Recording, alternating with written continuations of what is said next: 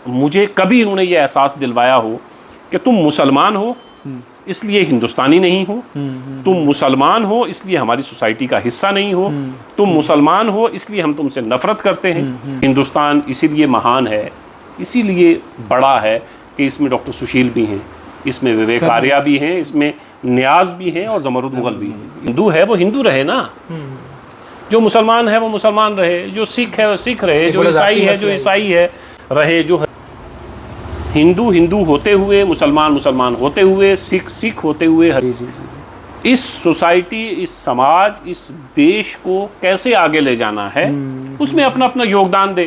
सैयद अहमद खान ने कहा था कि हिंदुस्तान एक खूबसूरत दुल्हन है और हिंदू मुसलमान इस दुल्हन की दो खूबसूरत आंखें हैं। एक नए और इंटरेस्टिंग टॉपिक के साथ, एक नए मौजू के साथ आपके सामने हाजिर हैं।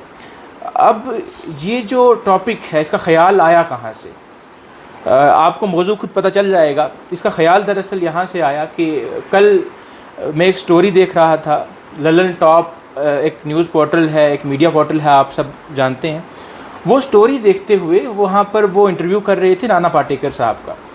अब एक अजीम एक्टर हैं वो, तो आप जानते ही हैं, और उनसे सवाल हिंदू मुसलमान के बारे में होता है, इस हारमनी के बारे में होता है, इनके क्लैशेस के बारे में होता है। तो वो कहते हैं, उनसे पूछा जाता है कि उनसे सवाल किया जाता है इस दौरानिए में, और वो फिर इसके बारे में जवाब देते हैं, जिस पे हम आगे बात भी करेंगे। मेरे साथ जमरुद भाई दोबारा से हैं, हम दोनों ही ये प्रोग्राम करते हैं। तो जमरुद भाई, हमने ये देखा है कि जो सोसाइटी जिसमें हम रहते हैं उसमें हिंदू भी हैं, उसमें मुसलमान भी हैं, सिख हैं, ईसाई हैं, बहुत से रिलीजन्स, बहुत सी कास्ट, ज़ातें, जितनी भी चीज़ें हैं, हमारी एक इंक्लूसिव सोसाइटी बन के रहती है। अब होता ये है कि हम ख़ास तौर पे जब आज कभी टीवी लगाते हैं तो टीवी पर एक दूसरे के बारे में आग उगल रहे होते हैं ना। मुसलमान हिंदू, अब ऐसा लगता है बज़ाहिर जब टीवी हम देखते हैं तो ऐसा लगता है कि मुसलमान और हिंदू एक दूसरे को देखना भी नहीं चाहते, ठीक, एक दूसरे की बिलीव्स की रिस्पेक्ट नहीं करते, एक दूसरे की बिलीव्स को होता नहीं देखना चाहते। मतलब ये कि एक हिंदू है तो क्या ऐसा है कि वो नमाज मुसलमान को नहीं पढ़ता देखना चाहता? क्या एक मुसलमान है तो ऐसा है कि वो किसी हिंदू को मंदिर में जाता नहीं देखना चाहता? तो जब स्टोरी देखी जमरुद भाई, तो मुझे ख्याल आया कि आपसे क्यों ना इस बारे में बात की जाए और ये समझा जाए कि नाना पाटेकर उस इंटरव्यू में कहना क्या चाहते थे। मुझे यकीन है कि वो इंटरव्यू आपने बिल्कुल मैं चाहूँगा कि सवाल का जवाब देने से पहले मैं आपको वो पढ़ के बता दूँ, ठीक, कि नाना पाटेकर ने कहा क्या। ललन टॉप में सौरभ द्विवेदी उनका इंटरव्यू कर रहे हैं, तो कहते हैं कि नाना पाटेकर सवाल के जवाब में खुद ही सवाल करते हैं सौरभ द्विवेदी से कि कुछ फ़र्क है हिंदू मुसलमान में। मैं समझना चाहता हूँ, 75 साल का हो गया हूँ, ये बात कहते हुए उनकी आंखें भीग जाती हैं, लेकिन अभी तक समझ नहीं आया। कोई समझा देगा तो बहुत अच्छा होगा। क्या फ़र्क है? सौरभ द्विवेदी से पूछते हैं हम कि क्या फ़र्क है, तुम्हें कभी लगा, तुम्हें कभी महसूस हुआ आज तक कि हिंदू और मुसलमान में कोई फ़र्क है? ये है नाना पाटेकर का जवाब। ये नाना पाटेकर का जवाब जो है ना, ये हमारा हिंदुस्तान है। अच्छा। वो जो सर सैयद अली रहमा की आपने बात की ना जी, वो हमारा हिंदुस्तान है। नाना पाटेकर का ये इंटरव्यू, ये हमारा असल हिंदुस्तान है जी। मैं जो भी आपसे बात करूँगा ना, बिल्कुल अपनी ज़ाती बात करूँगा कि मैं जब यहाँ से गया अलीगढ़ मुस्लिम यूनिवर्सिटी पढ़ने के लिए, अलीगढ़ मुस्लिम यूनिवर्सिटी के बाद एमफिल मैंने मेरठ से की। ठीक, मैं वाहिद मुसलमान था जो उस पूरे हॉस्टल में रहता था जी। उस पूरे हॉस्टल में अगर 100 लड़के रहते थे तो 99 हिंदू थे और मैं अकेला मुसलमान था। अच्छा। और हॉस्टल में मुझे कमरा मिल जाता है, कोई दिक्कत नहीं। जो वार्डन थे वो भी हिंदू थे, उन्हें कोई दिक्कत नहीं हुई कि एक मुसलमान है, इसको मैं कमरा दूं या नहीं दूं जी। मुझे कमरा मिल जाता है जी। मेरे पड़ोस में जो कमरा है वो एक हिंदू का है, मेरे दाएँ बाएँ। मैं बाहर निकलता हूँ तो हिंदू से मिलता हूँ।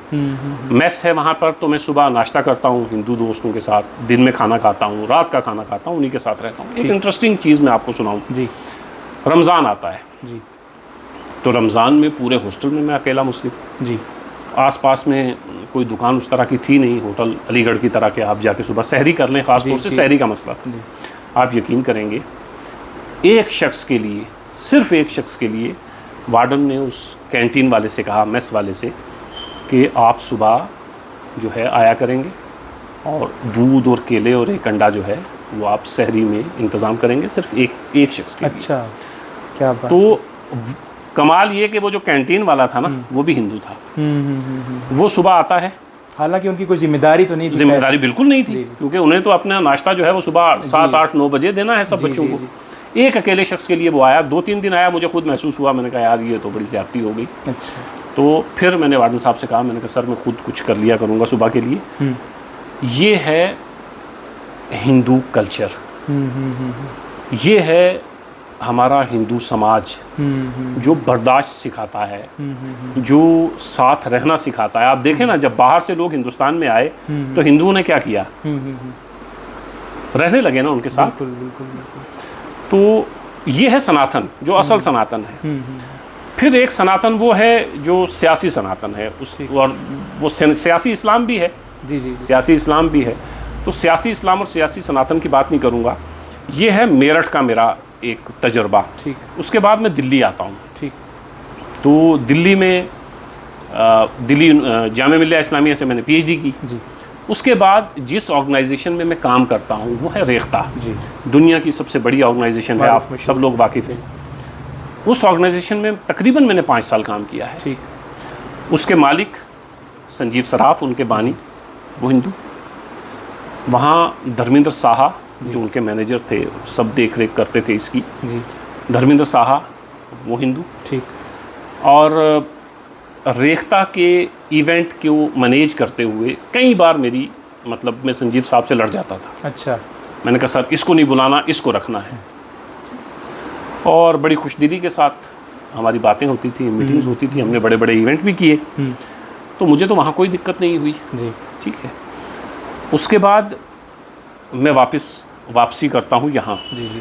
अब यहाँ मैं आपको बताऊँ कि डॉक्टर सुशील हैं जो हार्ट के बहुत बड़े डॉक्टर हैं, यशपाल शर्मा साहब के भाई हैं। जी सर। मैंने कम से कम 100 लोगों को रेफ़र किया होगा उनकी तरफ। लोग मुझे फ़ोन करते हैं कि डॉक्टर साहब से टाइम दिलवा दें, डॉक्टर साहब से मिलवा दें, डॉक्टर साहब को चेक करवाना है।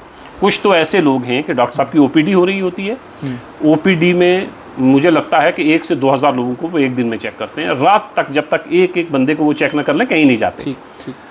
तो वहाँ पहुँच के फ़ोन करेंगे जी इतनी लंबी भीड़ है, मैं राजौरी का रहने वाला हूँ, मैं पुंछ का हूँ, मैं चिनाब वैली का हूँ, मैं कश्मीर से आया हूँ, यहाँ रह नहीं सकता, ये वो इतनी। तो मैं उस वक्त उस मसरूफियात में डॉक्टर साहब को मैसेज करता हूँ। ठीक। डॉक्टर साहब उस पेशेंट को देखते हैं। ठीक है। जो ट्रीटमेंट होता है, किसी का ऑपरेशन है, जो भी ट्रीटमेंट होता है वो डॉक्टर साहब करते हैं। अगर मैंने 100 पेशेंट को डॉक्टर सुशील साहब के पास भेजा है ना, 100 में से मैं यकीन के साथ कह सकता हूँ कि 98 पेशेंट जो है वो मुसलमान होंगे। जिंदाबाद। किसी ने मुझे ये शिकायत नहीं की कि डॉक्टर साहब ने सही से देखा नहीं।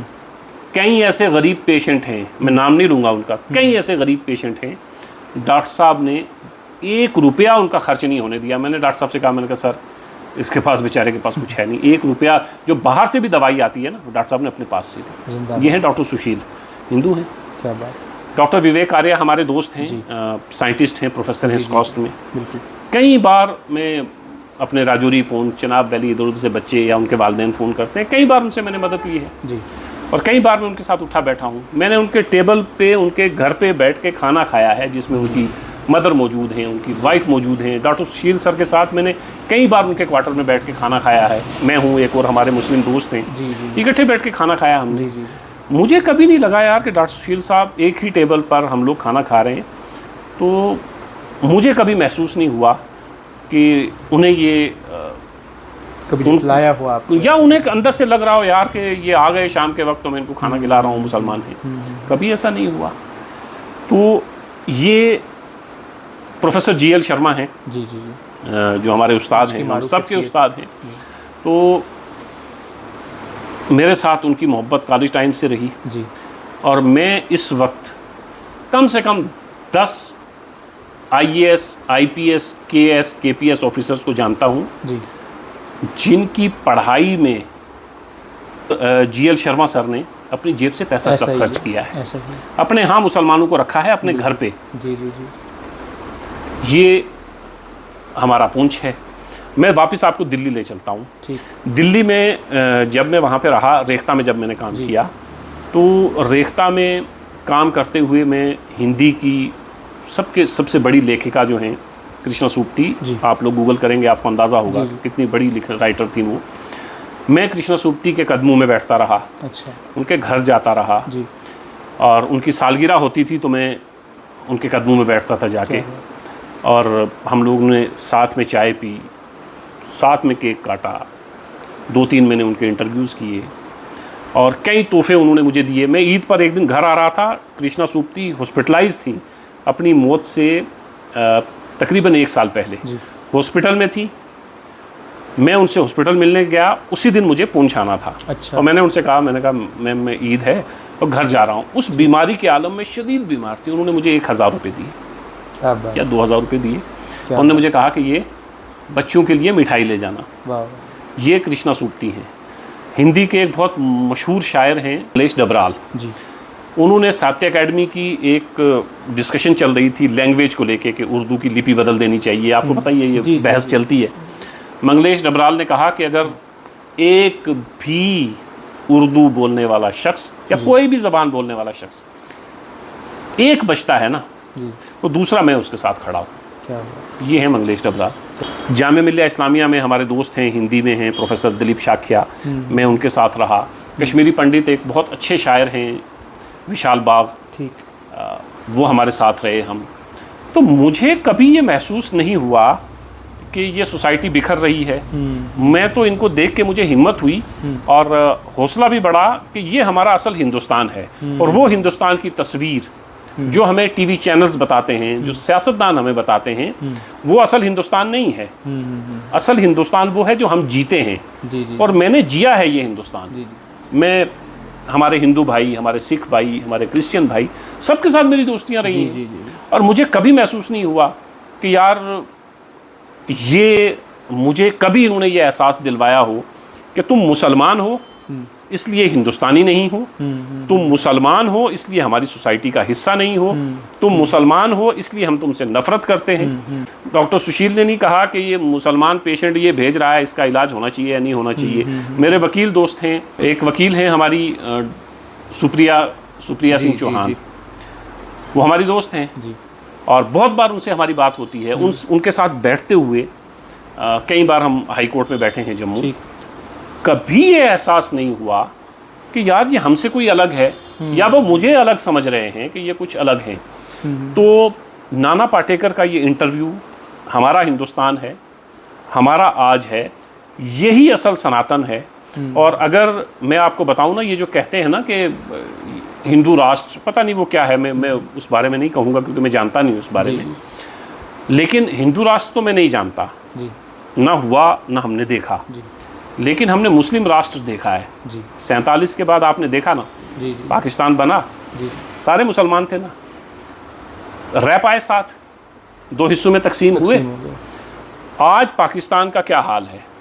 सारे मुसलमान हैं, सब लड़ रहे हैं। तो मुस्लिम राष्ट्र हमने देख लिया कि क्या होता है और उससे हमें सबक लेना चाहिए हम सब हिंदुस्तानियों को, कि हिंदुस्तान की खूबसूरती इसी में है। वो है ना एक शेर के, चमन में इख्तलाते रंगो बू से बात बनती है, तुम ही तुम हो तो क्या तुम हो, हम ही हम हैं तो क्या हम हैं। तो चमन में जो है इख्तलाते रंगो बू से बात बनती है। हिंदुस्तान इसीलिए महान है, इसीलिए बड़ा है कि इसमें डॉक्टर सुशील भी हैं, इसमें विवेक आर्या भी हैं, इसमें न्याज भी हैं और ज़मरुद मुग़ल भी हैं। इस पर मैं आऊँगा। इसमें जो आपने बात की, राष्ट्र की बात की, और इसमें जो पॉलिटिक्स, सियासत की बात की, वो इस पर भी मैं आऊँगा। इससे पहले मैं ये बताऊँ कि मेरा ज़ाती तौर पे, जैसे लोगों, हर एक इंसान का इंटरेस्ट डिफरेंट होता है, तो मेरा फ़लसफ़े पे में इंटरेस्ट है और साथ में रिलीजन में भी मेरा इंटरेस्ट बहुत ज़्यादा है। तो जैसे आपने जो हमारे हिंदू भाई बहन हैं उनकी बात की और वो उनके फ़लसफ़े को एक अच्छे तरीके से समझाया, मैं आपको यही बताऊँ कि जब हम रिलीजन की बात करते हैं तो मैंने कुरान का मुताला करते हुए, मैं कदना सा स्टूडेंट भी हूँ कुरान का, मैंने एक आयत ऐसी नहीं देखी जिसमें किसी को अपना फ़लसफ़ा, अपने थॉट्स को जबर से उनके दिमाग में इंडल्ज करनी। जैसे कुरान की एक आयत है, ला इकराह फिद्दीन, दीन के मामले में किसी पे जबर नहीं। और नियाज़ साहब, ये जो आपने कुरान की बात की ना, आप हिंदू फ़लसफ़ा पढ़ेंगे सिख मज़हब की मुक़द्दस किताब को पढ़ेंगे तो कोई भी किताब जो है ना वो आपको ये दर्स देती ही नहीं है। और दूसरी एक और चीज़ है, भाई जो हिंदू है वो हिंदू रहे ना, जो मुसलमान है वो मुसलमान रहे, जो सिख है वो सिख रहे, जो ईसाई है जो ईसाई है रहे, जो हरिजन है वो हरिजन रहे। हिंदू हिंदू होते हुए, मुसलमान मुसलमान होते हुए, सिख सिख होते हुए, हरिजन हरिजन होते हुए इस सोसाइटी, इस समाज, इस देश को कैसे आगे ले जाना है उसमें अपना अपना योगदान दे। आपने एक सवाल सुना होगा, एक रिपोर्टर थी, मुझे उनका नाम लेना भी पसंद नहीं करूँगा। वो पूछती हैं, एक हमारे ही एक्टर हैं, मुझे नाम याद नहीं आ रहा, मुस्लिम एक्टर से पूछती हैं क्या आप ये भूल के काम नहीं कर सकते कि आप मुसलमान हो? हाँ, वो भी देखा होगा, इम्तियाज़ अली से जो इतना बड़ा हमारा डायरेक्टर है, अभी चमकीला उसने फिल्म बनाई है, लेकिन आपने देखा होगा कि इम्तियाज़ ने बहुत कितना खूबसूरत जवाब दिया। अच्छा सर, मैं आगे बढ़ता हूँ और मैं आपसे पूछना चाहता हूँ, हमने जितनी भी डिस्कशन की, अब हम तो समझ चुके कि भाई आपने बता दिया कि आप दिल्ली रहे, आप रेख्ता में रहे, आप वापस आए तो आप कोई मसला यहाँ पर दरपेश नहीं आया। अब मुझे बताइए कि जब हम कभी इंसिडेंट सुनते हैं मॉब लिंचिंग के, कभी इंसिडेंट सुनते हैं कि किसी बच्चे को यूनिवर्सिटी में क्लास के अंदर बैठे हुए कसाब बुला दिया जाता है, हम इंसिडेंट सुनते हैं कहीं और कोई हमारी बहन होती है तो उस पर होली के रंग फेंक दिए जाते हैं, या फिर मुस्लिम्स की तरफ से कोई ऐसी चीज़ जब कभी इंसिडेंट पेश आते हैं विद कोई लगी लिपटी बिना, तो वो क्या है? मतलब ये मसाइल क्या समाजी मसाइल हैं? क्योंकि अभी आपसे ही पता चला मुझे कि जिन सर्कल्स में आप बैठे हैं, या फिर ऐसा है कि लोगों को सर्कल्स वैसे नहीं मिलते, या ऐसा है कि ये समाजी मसला ना होकर सियासी मसला है, ये क्या है? देखें जी, कुछ पैदावार तो व्हाट्सएप यूनिवर्सिटी की है। ठीक सर। तो जो व्हाट्सएप यूनिवर्सिटी की पैदावार है तो उसके लिए तो कुछ नहीं कहा जा सकता। ठीक सर। कुछ हम लोगों को ये कोशिश करनी चाहिए, जिस मुआशरे में हम लोग पले बड़े हैं जी, हम बड़े हुए हैं, जिस समाज में मैं जिस मोहल्ले में रहता हूँ, आज तो वहाँ अच्छी खासी घनी आबादी है जी। वहाँ जब हम वहाँ पे उस मोहल्ले में आए, उससे पहले मुसलमान सिर्फ एक फैमिली रहती थी। ठीक सर। बहुत करीब, बाकी खाली जगह थी जी। और हमारे बिल्कुल 50 से 60 कदम के फासले पर जी, कम से कम 50 हिंदू और सरदार फैमिलीज रहती थी, 50-100 कदम के फासले पर। आज भी वो सब वहाँ रहते हैं। हमने क्रिकेट साथ में खेला है, हम स्कूल साथ में गए हैं, हम साथ में उठे बैठे हैं, कभी दिक्कत नहीं हुई। मैं किसी हिंदू भाई के या सिख भाई के घर चला गया, कभी उनके वालिदैन ने नहीं कहा कि इसको चाय नहीं पिलानी है, या कोई हिंदू दोस्त हमारे साथ, बचपन की बात कर रहा हूँ, हमारे साथ मेरे घर आया, मेरे वालिदैन ने कभी नहीं कहा, मेरी माँ ने या मेरे बाप ने कि ये हिंदू है, ये सरदार है, इसका बर्तन अलग करो। इस तरह की चीज़ें हमने देखी नहीं है। तो ज़रूरत इस चीज़ की है कि हमारा जो सर्कल हो, उस सर्कल में तमाम मज़ाहिब के मानने वाले लोग मौजूद हों, तब आपको ये एहसास होगा। हम क्या करते हैं कि हम चाहते हैं कि ये हमारे मुसलमान बच्चे हैं, ये इनके हिंदू दोस्त होने चाहिए या नहीं होने चाहिए, हम डिसाइड करते हैं। वैसे ही हिंदुओं की तरफ है, उनके वालिदैन डिसाइड करते हैं कि हमारा बच्चा जो है मुसलमानों से मिले या ना मिले। मैं दावे से कह सकता हूँ, जिन बच्चों की दोस्तियाँ, जिनका सर्कल इस तरह का है कि उसमें हिंदू भी हैं, मुसलमान भी हैं, सिख भी हैं, ईसाई भी हैं, वो बड़े होकर कभी भी कातिल नहीं बन सकते, वो किसी की लिंचिंग का सोच भी नहीं सकते। तो ये मुआशरा हमारा, एक तो ये है कि हमने बच्चों को मिलने ही नहीं दिया आपस में, उस सोसाइटी एक दूसरे को समझने ही नहीं दिया, एक बात। दूसरी बात ये है व्हाट्सएप यूनिवर्सिटी वाली। तो व्हाट्सएप यूनिवर्सिटी में जितना जहर फैलाया जाता है, हमारी मीडिया में जितना जहर फैलाया जाता है, उस जहर को देखते हुए कुछ लोग अपना जहन बना लेते हैं। और मैं ये कह सकता हूँ कि बहुत कुछ गलत करने के बाद, मतलब आखिर तो इंसान है ना, ये सोचता ज़रूर होगा कि यार ये मुझसे ज़्यादती हो गई, ये नहीं करना चाहिए था। लेकिन वो वक्ती जो जहर है ना, ये हमारी मीडिया, कुछ हमारे सियासतदान ये घोलते हैं। ओवरऑल हमारा समाज, हमारी सोसाइटी बहुत खूबसूरत है, बहुत प्यारी है। मैं रहा हूँ, मैंने जिया है, हिंदू के बीच में रह के मैंने जिया है उनको ना, तो मुझे एहसास, मैं बच्चा नहीं हूँ ना, मैं समझ सकता हूँ कि अगर मैं 4 हिंदुओं में बैठा हूँ तो वो मुझे किस नज़र से देख रहे हैं। मुझे 1 सेकंड के लिए भी, मेरी उम्र इस वक्त 47-48 साल हो रही है, 1 सेकंड के लिए भी कभी ये एहसास नहीं हुआ कि मैं अपने हिंदू भाई बहन के साथ कभी बैठा हूँ और मुझे एक सेकंड के लिए ये एहसास हुआ हो कि ये मुझसे नफरत करते हैं। कभी ये एहसास नहीं हुआ। और ये हमारा हिंदुस्तान, यही हमारा समाज है, यही हमारा इस्लाम है, यही हमारा सनातन है। सर इसमें मैं हम जब अगर ख़त्म करें उससे पहले मैं एक बात बता भी दूँ और आपसे भी इसका एक राय पूछ लूँ। होता ये है कि जब हम इन चीज़ों को, जैसे अब कभी हम देखते हैं कि हम देखते हैं कोई डॉक्टर जो है वो हिंदू है और उसने बड़ा आगे आकर जो पॉसिबिलिटीज़ नहीं भी बन रही थी, जैसे आपने डॉक्टर सुशील की बात की, वैसे ही कुछ डॉक्टर्स और भी होंगे ऐसा काम करते होंगे, अपनी पॉसिबिलिटीज से आगे निकल के कुछ काम कर देते होंगे, तो हम उनको ऐसा पेश करते हैं कि कोई अबनॉर्मल चीज़ हो गई है, जबकि ये चीज़ नॉर्मल होनी चाहिए थी। नॉर्मल होनी चाहिए। कितनी नफरत इस टाइम पर हमारे इर्द गिर्द है कि जब हम ऐसी चीज़ देखते हैं तो ये हमारे लिए नॉर्मल चीज़ नहीं है, ये हमारी चीज़ रेयर चीज़ हो गई है कि कभी कोई हिंदू किसी मुसलमान या कोई मुसलमान किसी हिंदू की मदद कैसे कर दी। बिल्कुल। जो भी हमने बात की, सनातन की बात की, इस्लाम की बात की, सिखिज़म की बात कर लेते हैं हम जब देखते हैं, तो आप जब भी देखेंगे ना सर, तो ये लोग ये वही लोग होंगे जिन्होंने इन किताबों को हाथ नहीं लगाया होगा। यही होता है समाज में, इसी वजह से हो रहा है ये सब कुछ ना। लेकिन ये है कि हम सबको मिलकर अपने अपने मज़हब को मानते हुए, कौन आपसे कह रहा है भाई कि आप मंदिर चले जाओ। बिल्कुल। मैं पूंछ में आपको मिसाल देता हूँ, जामिया ज़ियाउल उलूम इतना बड़ा मदरसा है, पूंछ का सबसे बड़ा मदरसा है जी। उस मदरसे दीवार के एक तरफ मदरसा है, सड़क के एक तरफ मदरसा है और दूसरी तरफ गुरुद्वारा है। हमने तो कभी लड़ते हुए नहीं देखा सरदार जी को और मौलाना साहब को, कभी लड़ते हुए नहीं देखा। वो तो एक दूसरे के यहाँ से पानी भी भरते हैं। उस दिन मैं ज़ियाउल उलूम मदरसे में बैठा हुआ था, तो गुरुद्वारे से एक सिख भाई आए, तो उनको कुछ ज़रूरत था, वो पेंट करवा रहे थे गुरुद्वारे में। तो वो मौलाना सईद साहब के पास आए, उनसे कहा कि वो गुरुद्वारा साहब में कुछ काम करवा रहे हैं, उसके लिए कुछ दरकार था उनको, जैसे पड़ोसियों को होता है। तो हमने तो कभी नहीं देखा इस तरह का कुछ। तो ये गुबार है, कुछ दिन का था और कुछ दिन के लिए आया था, आहिस्ता आहिस्ता छट गया है, जो बचा है वो भी छट जाएगा। वो भी छट जाएगा। बहुत शुक्रिया दामोद भाई। ये आखिर में मैं ये कह दूं कि बस यही चीज़ें फ़लसफ़े समझते हुए, आप अपने अपने बिलीव्स पर रहते हुए, आपसे कोई मना नहीं कर रहा मस्जिद जाए या मंदिर जाए, बस ये है कि जो दूसरा है उसके जो बिलीव्स हैं, उसके जो फ़लसफ़े हैं, उनकी रिस्पेक्ट करते हुए सोसाइटी को आगे लेके चलते जाएं। और इस जो इंटरव्यू जिसकी हमने बात की लल्लन टॉप की, आपसे रिक्वेस्ट है कि आप जाकर ज़रूर देखें। वो कमाल की बातें हुई हैं उसमें, और वो कमाल का इंटरव्यू। बहुत शुक्रिया आपका। बहुत शुक्रिया।